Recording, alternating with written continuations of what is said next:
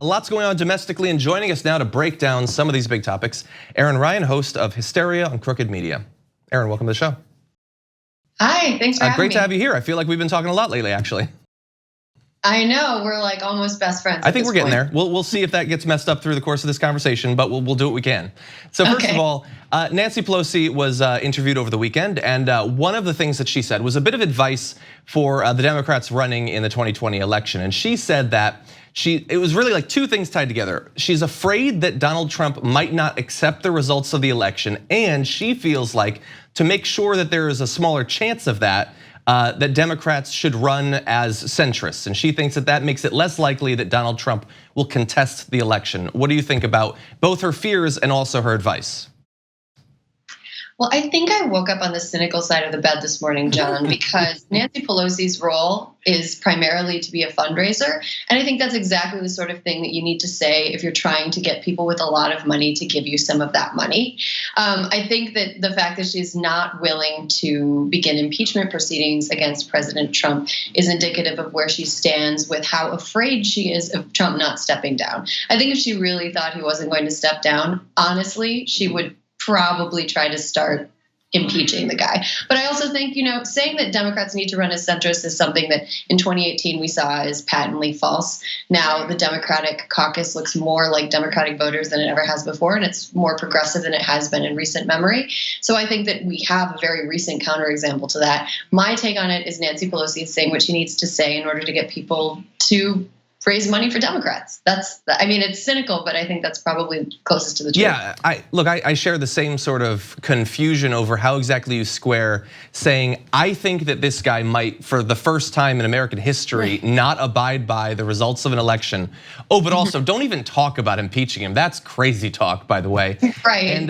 And trying to spin the 2018 election as being like something that had nothing to do with Donald Trump, when one of the main draws of a Democratic Congress, especially in a time when they're not going to be able to pass legislation, is investigations of Trump, getting access to his tax returns. They were running on these sorts of things. And I feel like it's a weird sort of revisionist history from her to pretend that that wasn't the case and that there were no big progressive wins in Congress that time around. Yeah, that doesn't really make a ton of sense to me, but it does make sense if you're trying to make rich people less scared. I mean, it's undeniable that Donald Trump's presidency has been beneficial, at least financially, for people with a lot of money. And I think that if you're a Democrat who is a donor in the donor class, you're probably somebody who's a little bit hesitant about upending that entire apple cart, if you will.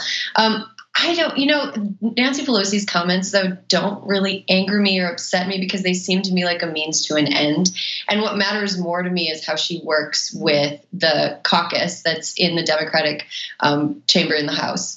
Aaron, so I'm just curious about your thoughts on, I guess, society as a whole responding to this, because are we all just cynical? Have these past couple years just been that bad that, or do Nancy Pelosi's words just not really hold that much weight? But I would think that the Speaker of the House saying the president, for the first, as you mentioned, John, for the first time ever in history, may not step down if he loses re-election. That should be massive news, but nobody seems to care. Yeah, I don't know if that's true. That's the thing. We just had an election. We just had an election that was a spanking in a lot of ways to Republicans. And so nobody contested that. President Trump wasn't out there fighting election results, especially out here in California when we were doing recounts weeks afterwards, and the margins of victory for Democrats were come from behind and last minute. We didn't see that happen. So I think that it just doesn't read to me as something that's true. It just seems like scaremongering. And yeah, Brooke, I think it is a testament to the fact that we're living in a very cynical time. But I think it's also, I guess the silver lining of this is that a lot of what Democrats have fought for in the House has been anti-corruption measures, measures to get money out of politics. We're seeing some 2020 candidates really push hard for campaign finance reform. And arguably that wouldn't have come out as urgently if somebody like Donald Trump wasn't the president.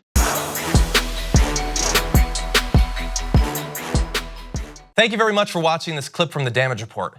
If you liked it, don't forget to subscribe to this channel and ring the bell on YouTube to get notifications of our new videos. And of course, you can catch the full Damage Report live every weekday at 1 p.m. Eastern, 10 a.m. Pacific on TYT Network on YouTube TV.